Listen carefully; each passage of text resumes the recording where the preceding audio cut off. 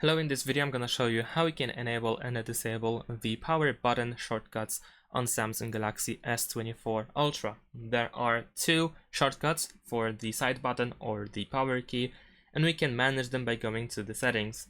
Now in the settings you want to scroll down and go to advanced features, and finally over here go to side button. Here we have those two shortcuts. The first one is double press, and by default we can open the camera by double pressing the power key. And instead we can also open an app. So if you choose open app, then you can select the app that you want to open after double pressing the key. And if you want to, you can also simply enable and disable this option. And also, if you press and hold the power button, then you will by default open Bixby or wake up Bixby.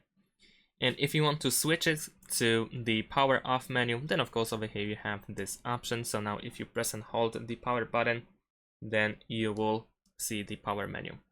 And that's it. Thanks for watching. Leave a like and subscribe to my channel, and see you in my next videos. Bye.